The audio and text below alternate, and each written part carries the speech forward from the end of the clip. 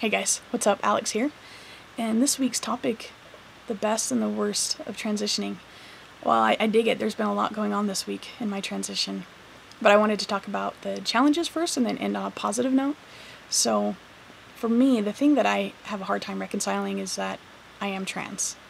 That's not hard for me to reconcile, but I'm not perceived as male, but I identify as male. And for me, it's just such a cruel and unusual punishment. It's such a cruel way to interact with the world that there's just so much dysphoria that comes from the way that I interact with people and how I feel like I'm interacting in an authentic male space, but it's not always being perceived that way. So that's something that I struggle with reconciling. I also hate how much I have to ask permission to transition and the cost of that permission, how staggering it is. So, I mean, I have to go to therapy. I have to get a T letter in order for an endocrinologist to sign off on liability, right? So I have to be pathologized and pay good money for a service that I would not be paying for because it's what's required to jump through these hoops. So I hate having to ask permission to live authentically. I think it's demoralizing and dismissive, and it's just bullshit. But it doesn't mean I'm not going to jump through the hoops. I know how to play the game. It's just ridiculous that I have to play it this way. So those are really the three things that come to mind that I struggle with transition, is how I'm perceived, asking permission, and the cost involved for that. But you know, all of that is overshadowed with how many amazing things I get from being trans. I think of my trans identity as being really sacred and private, and I love being trans. It's amazing. It's amazing that I get to reinvent my life in the most authentic way possible at a super young age. I mean, I'm 29 years old, but it's a lesson to learn to be able to articulate early in life. I can't see how it can't help me in every other aspect of my life, living authentically and without apology. I was talking to an HR woman at work, and she was like, "That's what's different about you," when we were discussing me being trans. And I was like, "Well, what do you mean?" And she said that the first day of orientation, it was just clear that I was different from everyone in my class, but she couldn't really quite pinpoint it. And it wasn't like a bad difference. It was just, I stand out in a room. And I was like, well, that's because I don't need your permission to be who I am.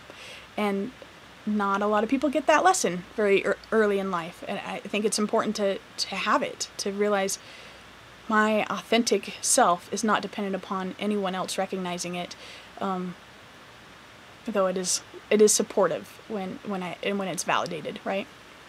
So, yeah, I feel like my relationships are intimate, that I allow people to enter in my world in a genuine way and supportive, and I get to reinvent myself and the image that is most suiting, that suits me the best, right? Yeah, being trans is amazing, and so far, the best part of my transition has been the medical piece of it. Was 2 days ago, I just had top surgery.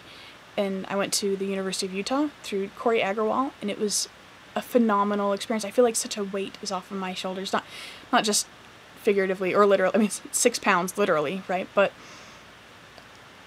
it's been such an empowering experience, and I would never ever go back to anything else other than living authentically.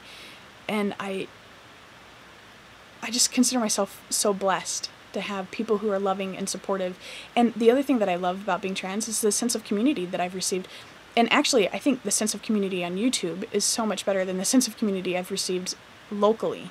And that's neither here nor there, but the community is a huge piece of belonging somewhere. And we get to create that space for all of us, or our trans brothers and trans sisters. Like, it's really incredible how we get to show up for people. And yeah, I love it. I mean, I love being trans. I think it's really empowering. So yeah, I think that's all I had to say about this. It's kind of a short video, but I'm doing very well from surgery. I feel excellent. I feel in great shape, mentally and physically and emotionally, and I have little T-Rex arms, so I can't move very far, but I mean, I'm so flat. I just never thought I could ever get this flat. And of course I'm wearing a surgical vest now, but yeah, it's been an experience that has enriched my life, and my relationships with people are just so much more deep. It's awesome. It's amazing. So yeah, the best and the worst of being trans so far. And hopefully I'll have some more to add on to that once I start T in a few weeks. Hopefully it'll be a few weeks. Alright guys, well, hope you have a good weekend. Bye.